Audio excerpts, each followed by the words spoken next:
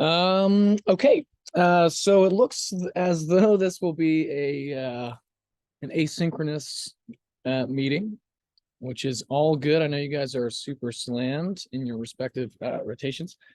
So I'll just run through these slides. I'll upload it to YouTube or something like that and get the link out to you all so you can peruse at your leisure and at the speed at which you'd like to get through it. So let me figure out and share my screen real fast. Find the correct PowerPoint here. Okay, so I suppose we'll just play from the start here. Okay, so this is a curriculum adjunct to the ED rotations traditional curriculum, which is just to sort of teach y'all how to triage and learn how to sort of better create a differential diagnosis, potentially come up with assessment plans, et cetera, in an ED setting in which you have a lot of undifferentiated patients. So we'll go through kind of what SBIRT is and how it kind of ties into motivational interviewing, et cetera. So this is in effect a project. So the ED rotation is looking for ways to build in more of kind of a health equity bend to their rotation. And we were looking to increase screening, brief intervention, referrals to treatment for folks with substance use disorder in the ED. There's a lot of folks who come in with pathology related directly to or indirectly to substance use disorder. And so there's certainly an opportunity there to get folks connected with the resources that could potentially help them in the event that they're interested and motivated to engage with those. So the objectives, to incorporate a motivational interviewing or SBIRT competency with the ED clerkship curriculum, what I just said there. So also increasing medical student proficiency and comfortability in conducting SBIRT, leveraging the relatively greater medical student time or temporal bandwidth to screen and engage patients with this pathology-associated substance use disorder to foster some self-awareness, potentially augment their motivation to change their behavior with regard to risky substance use, and or engage in community resources to that goal's end. So we aim to sort of demonstrate the impact of medical student conducted SBIRT in the emergency department as demonstrated by the following deliverables. So as far as the curriculum evaluation arm itself, we'll be evaluating its effectiveness by looking at medical student competency in performing SBIRT as evidenced by improved scores between pre and post clerkship SBIRT assessment quizzes, which is like a 15-item kind of NBME style assessment that you'll take before and after training, and an OSCE. So there's not typically an OSCE in the ED for the ED clerkship. So this will be an OSCE for that clerkship to kind of help practice these principles with paid actors so that you feel a little more confident before you go into the ED and do this at least once. Increasing medical student comfortability. So that'll be measured by these pre and post clerkship self-report surveys, 2 minutes to complete. As far as measuring the impact of the screening, brief intervention, referral to treatment as conducted by the medical student itself, we'll be looking at post brief intervention, motivation to change, self-reported motivation to change in patients. We'll be looking at self-reported reduction in substance use as measured via re-administration of the DAST and audit, which we'll go over at 1 month follow-up, just over the phone. And then also whether or not they got connected with resources in the community as a result of their referral. Did they complete the referral? What happened? If not, what were the barriers? Sort of serves as a concomitant sort of quasi-needs assessment. Why learn motivational interviewing? So as it turns out, lots of medicine includes discussions around behavior modification. It evokes motivation and reasons to change. It's non-paternalistic, so this is letting the patient kind of drive the questions germane to motivational interviewing are meant to kind of bring out the patient's reasons to engage in healthy behavior change, as opposed to sort of directing them to because you feel as the provider that it's the right thing to do.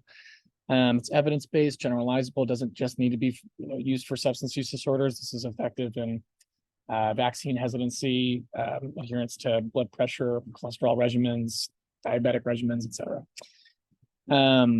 It's trauma-informed. As I mentioned, this is not confrontational. This is letting the patient drive. So it's especially effective in having interviews or conducting interviews with patients with substance use disorder, among whom trauma is pretty highly represented. You will encounter patients who will benefit from this intervention regardless of the specialty you go into. Thinking about, yes, also surgery. So for example, vascular surgery, its sort of long-term effectiveness is contingent on patients' buy-in with regard to adherence to behavior modification as it pertains to smoking cessation, regular adherence to statins, blood pressure medication, etc.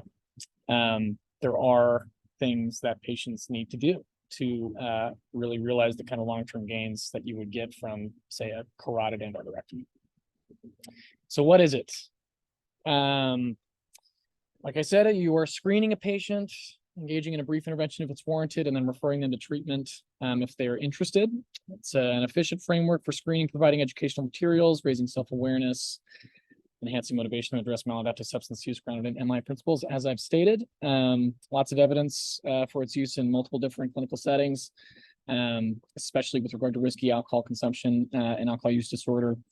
The evidence in terms of its effectiveness for illicit substance use disorder drugs is accumulating. So it's brief, it's universal, you can use it in a lot of different clinical settings. It targets one or more behaviors related to risky alcohol and substance use.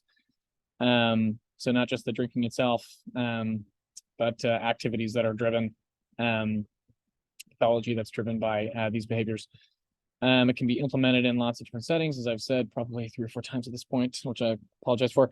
And there's lots of evidence supporting it. So for the screening component, we'll use the audit to screen specifically for alcohol use disorder or risky alcohol use, and then the DAST, which is specifically geared toward drug use or illicit substance use. Your score that you get on these screenings will then guide sort of the subsequent decision with regard to whether you intervene at all beyond the screening. If you engage in a brief intervention in which you'll engage the patient in a conversation that's grounded in motivational interviewing principles, and this kind of map here is endorsed by SAMHSA, and this is something that we'll adhere to as best we can. But really, I mean, anyone who is moderate risk and above is going to warrant a brief intervention, and if they want a conversation with social work, and we'll kind of talk about those handoffs. So with regard to the brief intervention, this is kind of the meat. This is the sort of hard thing to learn-ish, because it is sort of a motivational interview, but it's a very basic stripped down one. So a couple of things here. The rule is more of sort of a philosophy as a backdrop to engaging in a motivational interview or a conversation that's grounded in those principles. It's resisting the writing reflex, the urge to correct a patient, to sort of trample what they're saying. You're understanding their motivation for engaging in a particular behavior truly, because that's going to be really important for you to kind of keep in mind as you approach how to talk to them about changing their behaviors. You're listening to your patient and you are empowering your patient. The elicit, provide, elicit. So essentially, you're eliciting the patient's feelings with regard to and motivation and sort of what do they know about their particular behavior, what have they heard, good and bad. Asking their permission to provide your insight as a provider as it pertains to a particular behavior. And then invite them to provide you with their thoughts as, in response to what you've kind of just discussed. How do they feel about it? Is it something that makes sense? Do they agree with it? And then you'll use other things like pros and cons, confidence ruler, subsequently, as a way to kind of move the needle with regard to their motivation to change. And this is all, in addition, kind of you're engaging in these techniques, but the kind of the things to keep in mind as you engage in these techniques, obviously they are techniques, but you are, in doing them or in sort of bringing them up, asking open-ended questions, you're affirming whatever they bring up that is something that should be affirmed, i.e. I've quit before, so I know that I can do it. Absolutely. Clearly you are someone who, if they are committed to engaging in a particular new behavior or change in behavior, it's something that you're able to do and have proven that you can do. Reflective listening, which is something that you guys already do when you're taking your histories, just sort of summarizing kind of what the patients are saying, or rephrasing them in such a way that allows for a shared understanding of what they're saying, and gives them an opportunity to correct you. And then summaries. So once the conversation is over or reaching a close, kind of an overarching, this is what we talked about, this is the direction that you'd like to go in, etc. So this graph here, pretty simplistic, but if they have a low motivation to change, you're going to engage in these techniques to sort of move the needle toward a high or higher readiness to change. Doesn't always happen, that's okay. And then depending on whether it's just risky use or dependence, that will kind of guide subsequent decisions with regard to where to refer them if they want to be referred somewhere. So we talked a lot about this already. With regard to the open-ended questions, you can explore ambivalence, and I'll have kind of a guide, a cheat sheet that helps kind of walk through the sequence of techniques that will probably produce the maybe the most kind of effective outcome of these conversations. So disadvantages of the status quo. So, what would happen if you just, kept doing what you're doing now? Invites them to kind of explore kind of that downstream long-term, let's play the tape through kind of conversation. Advantages of change. What are some of the good things that might come about you reducing your use? What could you expect as a benefit as a result? Whether they feel hopeful at all about change. And then finally, if they were to make a change, how would they go about that? What's the first step, for example? Affirmations, we've talked about that. Reflective listening, we've talked about this. Rephrasing, paraphrasing, overstating, using metaphors, etc. And then summaries, we talked about that. Pros and cons, kind of touching this briefly. So what are some of the good things about smoking cigarettes? Reflect that back. What are some of the not so good things? Reflect it back such that you're reframing it, covering the good and then the bad last. So you enjoy smoking a cigarette at the end of the day, because it kind of provides a nice period at the end of it. It helps you relax, especially after stressful days. But some of the not so good things are that sometimes you end up smoking more than you'd like to, and you wake up sometimes with a scratchy throat, which worries you. And you've also heard that there are detrimental effects on your lungs, et cetera, et cetera. So you're ending on that kind of not so good. Confidence ruler, this is kind of towards the end on a scale of 1 to 10. How motivated are you to engage in a behavior change? They say 5. Okay, why a 5 and not a 4? And again, you're kind of eliciting or bringing out, the patient's rationale for why they feel they could or should change. Referral to treatment for our purposes, as I mentioned, this is going to be a warm handoff to social work and case management. In the event that a patient says, yeah, I do want to engage in some resources, I think that I can do it. I'd love to at least I'm curious about what's out there. There are limitations with regard to sort of options for patients, and certainly it's stratified by insurance. But our social workers are really great at, even for folks who are uninsured, at providing them with options. And we have a great addiction medicine arm at the Community Care Southeast Health and Wellness that does help to kind of provide nice, fairly wraparound services for patients and can follow up them longitudinally. In addition to other sort of smaller community resources or educational materials. So with regard to your roles and expectations, and I know this looks like a lot, but I promise you these tasks shouldn't take too long to complete. They're fairly administrative, except for obviously the SBIRT itself with the patient. So you'll participate in the training. This is going to come right on the heels of your ED orientation with Dr. Velasquez and Dr. Berg. You may recognize them. They did an MI kind of crash course during your IPD course. Afterward, you'll participate in an OSCE. This is a low stakes, really just meant to be formative. You'll go through a couple, 2 or 3 scenarios with patients, and there will be a debrief afterward in which you'll receive feedback and ways to kind of improve. And this should help shore up your confidence, instance that you can do it in the hospital prior to, conducting it, for real in the hospital. You will complete the pre and post kind of comfortability survey. So first pre during the orientation materials, and the post comfortability survey will occur at the back end of your ED rotation. These are going to cover themes like, do you think that this is a worthwhile thing to learn? Do you feel like you can do it?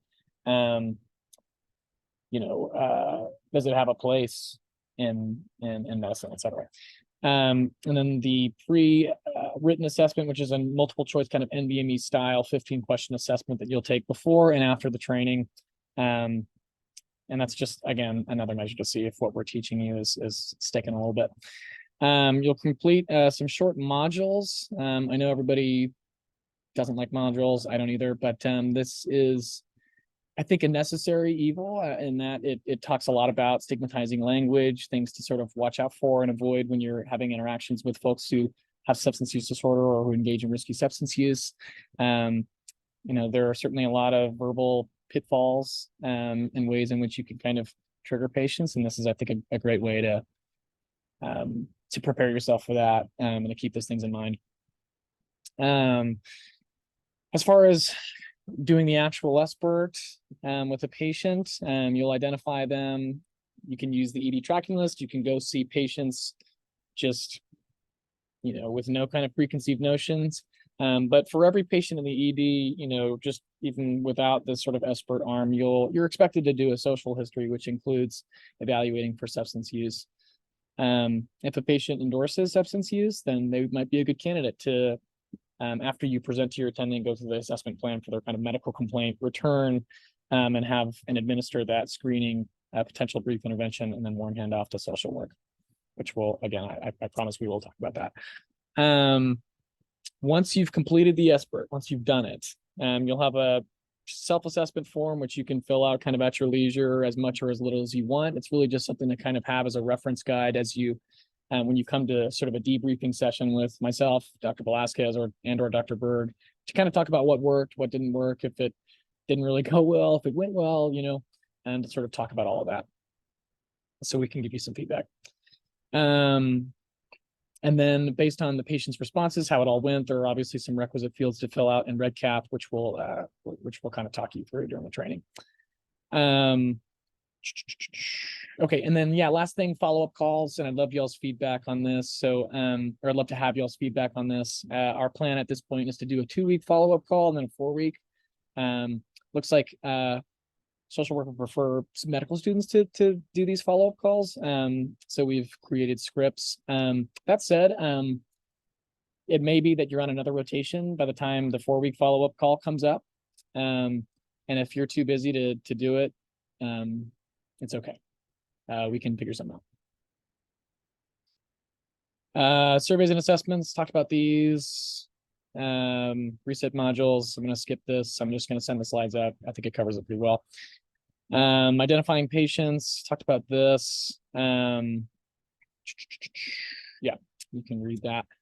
Exclusion criteria, this is going to be important to go over. So essentially, Those who you should not go and engage or administer SBIRT with are those who are actively under the influence or altered mental status, those who have been withdrawing from a substance or actively withdrawing from a substance, those who have been identified as violent and combative. Obviously, we want you guys to stay safe.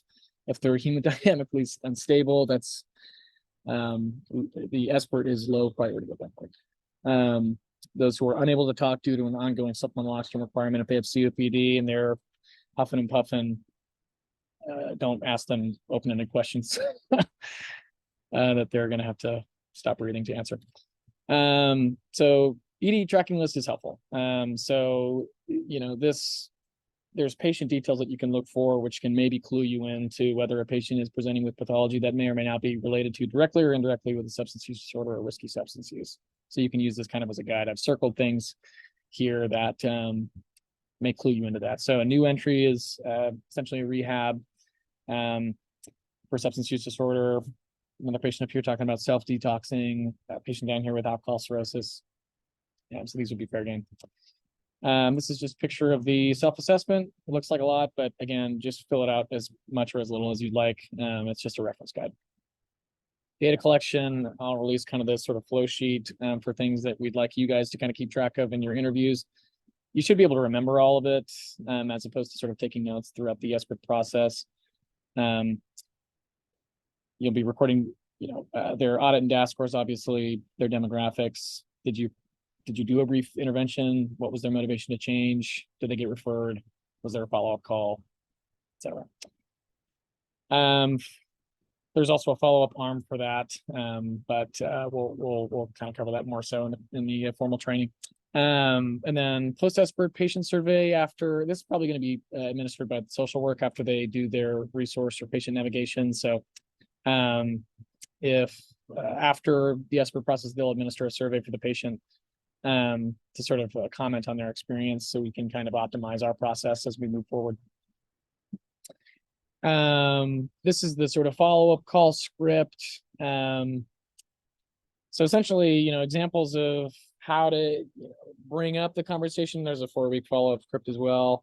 But the big takeaway here is that, you know, if they ask you any questions about a medical problem, you are not licensed yet to give medical advice unilaterally. So we have a way for you to kind of defer those questions so that our project team can bring them up with the patient at a later time. I think that's everything. With regard to the handout to social work, essentially how that works is after you've gone through it and the patient's like, yeah, I'd love to talk to social work. I'm curious about resources if that happens. Just say, hey, you know, get on the phone. I'd like to make a consult to social work. I have patient so-and-so. He is so-and-so sex category who is here for whatever the sort of primary diagnosis is for his visit. We had a conversation. I administered SBIRT. Here are his audit and DAS scores. Here's his motivation to change. Here is what they are interested in. And this is what their insurance status is. So those are all kind of key points of information. And we will have a guide so that you don't need to memorize all that. It'll just be on your person so that you can kind of be better prepared when you call social work. And then they'll kind of go in and do their thing. If you have any questions about this, I know this presentation may have been a little bit shaky, but please reach out. We've spent a lot of time kind of putting this together. Any feedback, comments, concerns, questions are super welcome, and we'd love to address them to sort of make this process easier for you all. And again, I don't anticipate that this is going to take up a whole lot of your time. Really, the big asks are the performance of the SBIRT in the hospital, which I think hopefully is an enjoyable experience for you. Is something that and ultimately allows you to have a tool in your tool belt as you go on to residency and practice, something that you can use that's effective, that you know is effective to engage patients who you suspect or for whom it's confirmed that they have a substance use disorder or are engaging in risky substance use. because frankly, those conversations without much of a roadmap are difficult to have. So I think with that, I'll leave it there. Hopefully I didn't spend a ton of time. I think I'm around at 30 minutes. So I think that's good. Thanks for your time.